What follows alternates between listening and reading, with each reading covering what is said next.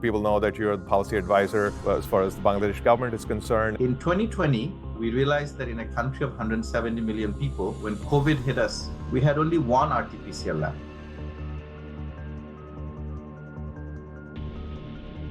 So we thought, why not actually use AI for all the different sectors in the country? Healthcare, education, social safety nets, law and order, flood forecasting. The governments, policymakers, have to be responsive to those preferences. They cannot sort of impose a preference from a developed country to a developing country and really pay attention to the maturity and the preference level based on citizens' desires and preferences.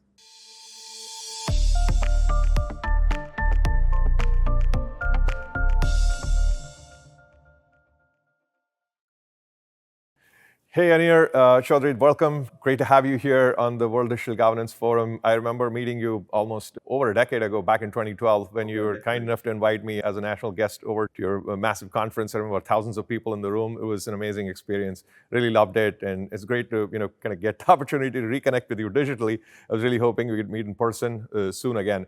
Great to have you here. This conversation here is about World Digital Governance. We're really trying to set up this space for conversation, collaboration, and consensus. And I'd love for the people here, part of this conversation, to hear a little bit about you. People know that you're the policy advisor as far as the Bangladesh government is concerned, and I know you're obviously talking very clearly and coherently around the area of AI and looking as to how digital public infrastructure will be transformed, especially with AI. So I'd love to get a sneak peek of what you're thinking and briefly about yourself, Anir. Good to talk to you again, Ed, in different circumstances, but really great to connect again. Wonderful. So Anir, tell us a little bit about how you're thinking about AI and digital governance, and not to let the cat out of the bag, you're talking about digital public infrastructure. So surely a little bit about that. Yeah. Sure. There is really no cat or a bag either, so it's no problem. There is no military application of AI that we're exploring right now. It's all in terms of human development, in education, in healthcare, in social safety nets.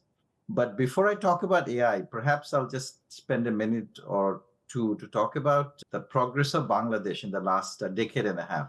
You came in at a time when we were just starting about how to digitize our public services for the citizens, at a time where we had maybe about 1 or 2% internet penetration, and maybe about less than 10 services out of the 3,000 or so that we provide to citizens digital. So that's where we started. And I think you were visiting us at that time. We had a big conference to really get ideas from international participants about how to digitize Bangladesh, how to digitize public service delivery.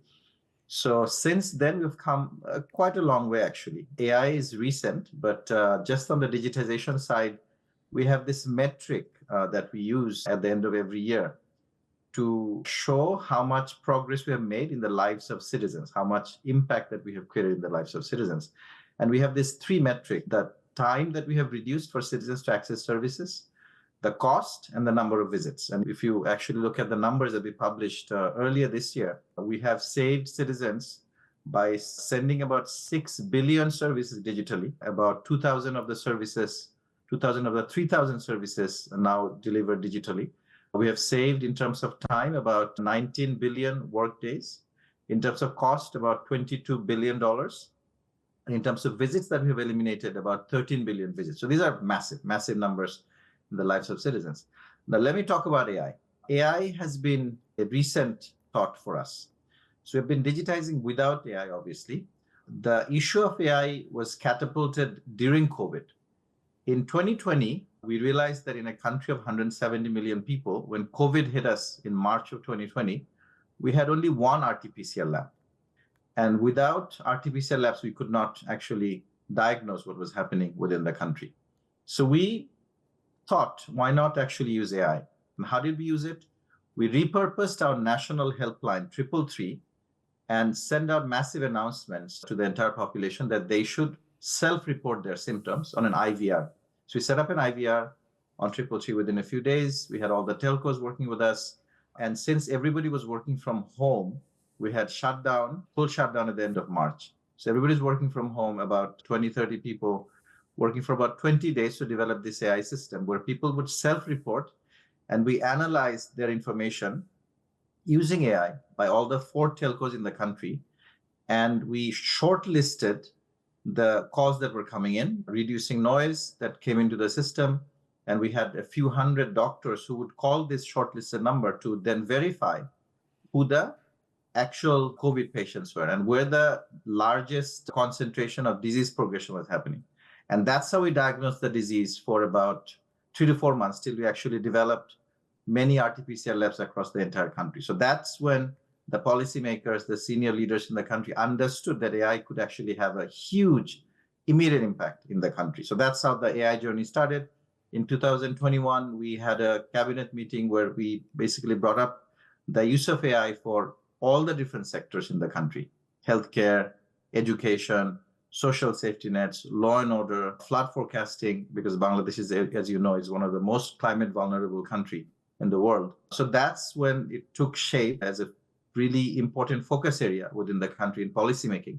And in the last 2.5 years, we have worked with about 280 agencies of the government and identified close to about 1,000 areas where AI could be used to improve service delivery. And I can talk more about that, but I think I went on a bit of a long monologue. Back to you.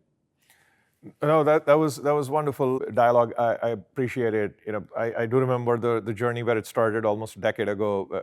Those were early days, and thank you for touching on that use case around COVID. I know COVID was a tough time for all of us, and I think also touching upon the fact that Bangladesh, even though from a landmass perspective is not as massive as some of the other countries, but it's almost 180 million people, 175 million people, and that's a large number of humans over there to take guardianship of as a government and sort of enable digital infrastructure for. Very curious, where you're thinking some of the next steps are immediately, and especially around, the ethical concerns, especially about giving the control of the data back to the citizen. Right. Thanks, Ed. Very, very important topic, and we're actually struggling with the ethical considerations. I'll give you some of the recent uses of AI that we have in public service delivery, some of the more important ones that were inaugurated by our Prime Minister just 2 months ago. I talked about the COVID, the disease tracking that we used AI for. Just recently, we launched AI for tracking pregnancies around the country. We have about 60 to 70,000 workers, healthcare workers, who go from door to door for antenatal visits. But we don't know who the high-risk pregnancies are because it's an averaging effect. So if we have about 3 to 3.5 million pregnancies every year, and these 60, 70,000 people actually go from door to door. But we are now using wearable computing. This is again a pilot. We're just starting out. We are using a US company, very frugal technology, and we are getting the data back into our health ecosystem. And based on that data, we are trying to identify, again, I won't claim full impact yet, but we are trying to identify who the high-risk pregnancies are so that we can prioritize our home visits for those high-risk cases. And so that's one area. In the case of education, we are looking at a massive transformation from summative assessment, which is basically at the end of the year assessment, to formative assessment, which is a continuous assessment throughout the year. And that's where teachers are using smartphones to enter data of students' assessment on an ongoing basis. So that's again something that we just launched for grades 6 and 7 as we move towards formative assessment. So that again, using AI, we can actually build up the learning trajectory of a learner in high school. And then again, in the next 2 years, it'll be actually pushed up to all the way to grade 12 and pushed down all the way to pre-K type of education institution. So all the way from pre-K to grade 12, we're going to be using AI for formative assessment. So that's another massive transformation that we're having. In flood forecasting, we've been working with Google for the last 3 years to use our 10-year of water data to predict more closely how the flooding will actually happen, household by household. And then we're working with a New York-based organization called Give Directly to identify people's poverty status using AI messaging data of their cell phone usage. So again, so these are all coming together for better flood forecasting and supporting the poorest household, because we can now tell who the poor households are on an ongoing basis, instead of depending on surveys which don't take place every 5 to 10 years. So essentially, we are now tracking poverty on a real-time basis. So these are the applications of AI that we are seeing across the entire government. Now, ethical use of AI so that the data remains in the hands of the actual users, hands of the actual producers, the citizens. And this is where we're struggling to actually identify who owns the data. Is the data owned by the companies who are collecting the data, such as the telcos or the social media platforms? Is the data owned by the government because the government is making all these policy decisions? Or is the data really owned by the citizens who are actually generating the data in a user-centered way? So it's a mix, actually. And case by case, we're trying to figure out how we attribute ownership, how we actually make policy decisions for health, for education, for social safety nets, for disaster management.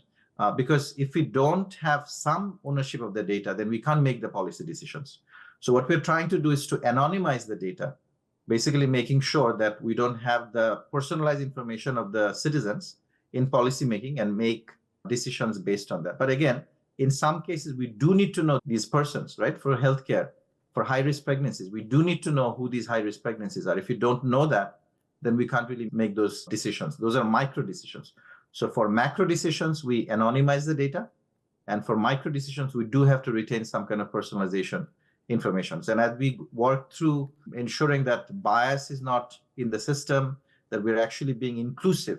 Often what happens is the invisible population, the extreme poor, the women who do not leave the households because of religious reasons, the persons with disabilities who may not have interaction with the government directly.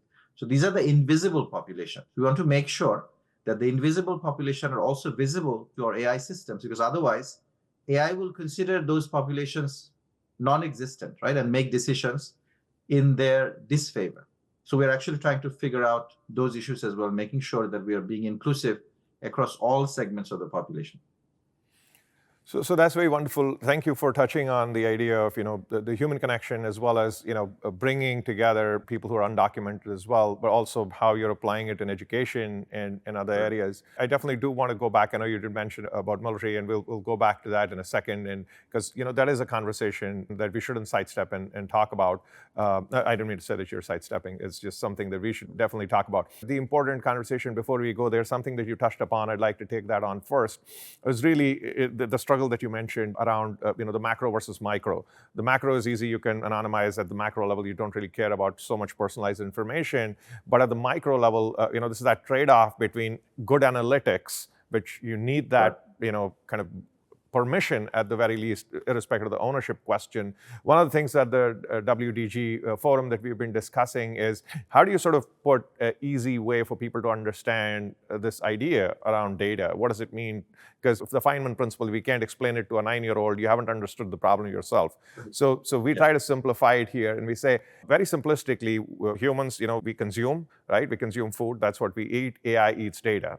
So EAT here is an acronym: E for entity, A for activity, T for transaction. So we think in these three buckets. We say, hey, if we were to think about data ownership and data governance and data control, so as to give the right and the power back as much as possible to the citizen, the end user, the consumer, the human, the important thing there would be to say, what are the entities that we're talking about? So the human is an entity, all the services they consume are entities, and so forth. The activity, it's whatever, some activities are very finite. It's the click of a button. It's easy to track. Someone did something right or wrong. It's pretty binary. Versus in some cases, it's subjective. It goes back to the question of morals and bias and philosophy and principles.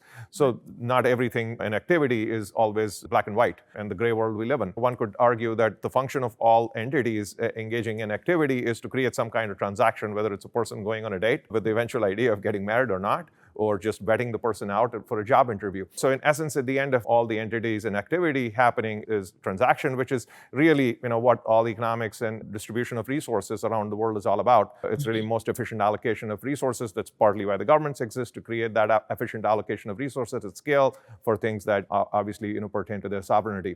So I'll sort of just try to get some of your reaction and how you're thinking in these buckets around entity, activity, and transaction. And of course, now you're participating in the World Digital Governance Forum, so we'd love to take that conversation further and see how some of these good ideas that are coming out of this forum could be applied over in Bangladesh. That's very interesting, Ed, the EAT that you talked about. I'll also maybe humbly add value. We want to increase positive value and decrease negative value in this entity, activity, and transaction. Because the goal is to maximize value creation in society, right? For all entities, to all activities by doing all those transactions.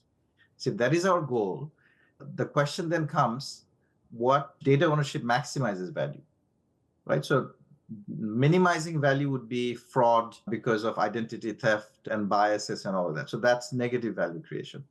Positive value creation is to maximize human development across all the different areas that I talked about and more.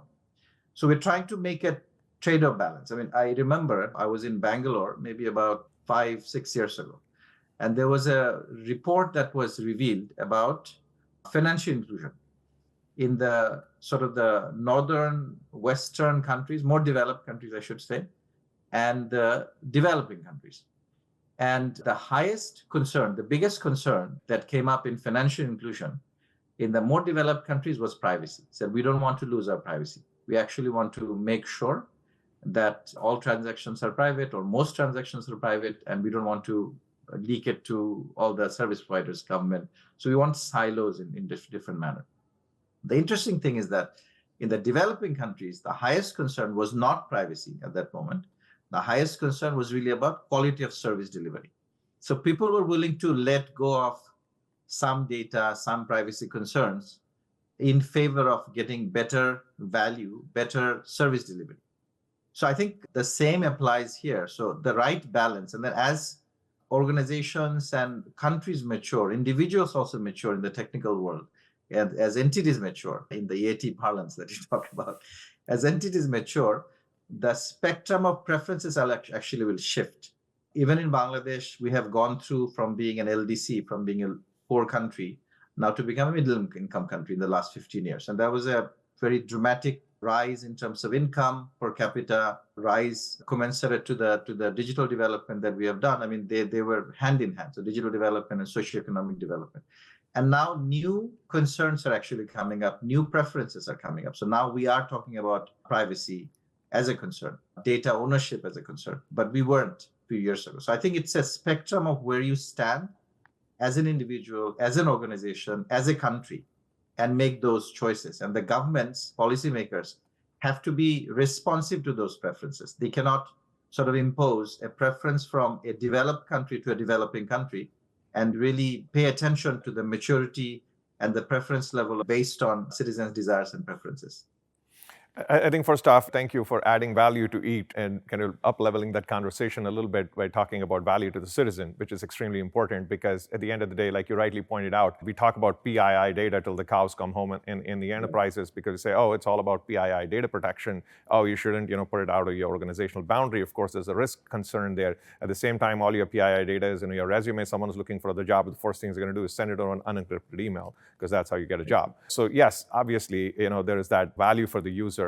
Most certainly. But I think there's also, rushing back a bit to our conversation around military. I know military adds a lot of value because they keep our citizens safe. We value our veterans in the country. I think there's a conversation to be had around how does this shape up in our future, in our AI future, in our digital future. Obviously, AI can be used for good and bad by all kinds of actors. Of course, there's great value in keeping our future safe. Not necessarily to put you on the spot to say how Bangladesh is thinking about it, because that's part of your internal military strategy, and you don't want to probably put it on the public forum. But how do you think the world should think about this topic? Right. So that's a cat in the bag, right? So if you're talking about cats in the bag, so that is a cat, and many bags are not opening up. The internet came from the military, right? I mean, it came from DARPA research. So many applications that can be used in non-military life, in our civilian life, could come from military research, because often it's closed door, often it's very well funded, often it's some of the most brilliant people are put together in a room and the key thrown away, and they come up with something quite brilliant. So from that perspective, I think that has significant value. In terms of military ethics and AI, I will not comment on that right now. We have our own application that we are developing in Bangladesh, probably not as cutting edge as the US or Turkey. I mean, with the drones that are being sent to different countries, Turkish drones. We're doing some of our own, but the perspective in Bangladesh, at least, is to maximize human value, maximize protection of our citizens, not only in Bangladesh, but in other countries. So If you actually look at maximizing human value and not minimizing it by creating tension and by actually using AI as a point of conflict, as a point of, I guess, oppression, that's where I would really put my vote. That's again a fairly subjective thing. But as far as research is concerned, I think military research in AI can actually open up doors for non-military civilian applications to maximize human value. So very wonderfully said. Obviously, continuing to make our investments in the military arena largely to advance human value and largely to provide the level of funding which otherwise commercial businesses and interests which have short time horizons and worried about the stock markets and quarters can't make those investments. Before we part, we're almost out of time here. Anir, first off, once again, a big thank you for joining. Before we part, we'd like for you to pose one unresolved question that you think we should continue to ponder on and continue to take with us as we move forward. That may be your most difficult question to me right now in terms of what question to ask. I will actually again draw back to the issue of value. How do we quantify it? If you look at how we have quantified value in Bangladesh for digitization, we have used those three metrics: TCV, time, cost, and visit. So how we have reduced time to access services, cost to access services, and number of visits, so that we don't have to travel to different offices. So that's how we have quantified it. But now we're faced with the issue of whether that is applicable in education. It's not. I mean, you don't want a fast service in education, right? You want to create skills. You want to create problem solvers in the society who will actually say, I am the solution. In healthcare, again, you don't want fast service. You want quality service. So we are now looking at metrics of how to maximize value, how to measure that value that we create through digitization. And now through AI. So same thing. So as AI matures, as AI becomes conscious, I suppose. I don't know. I mean, maybe AI is already conscious. I don't know. So if you have sentient beings already walking around that are not of blood and flesh, maybe that's already happening. I think one question that's come, two questions actually. I'll ask two questions. There's just one popped in my head. One is, how do we ensure that to the applications of AI, we maximize human value, and how do we quantify that? That's one. Another question that just popped in my head is, are we going to have, just like we talk about human rights, are we going to have rights of entities that have consciousness perhaps, but are not human? So how do we deal with rights of entities? So you talk about your entities, right? E. So entities that are not human, what are their rights going to be in future? And that future is coming fairly soon. Maybe it's already here. Oh, that's wonderful. Thank you again for pushing the boundaries of this conversation. We'll remember your acronym now along with EAT, TCV, and we'll try to remember what you shared with us today. Value is both quantitative and qualitative in nature. More time is not always a good thing, and less time is not always a good thing. What time is all we have, and we're out of time today. And thank you again for joining, Anir. Thanks a lot for having me. Great conversation. Thank you.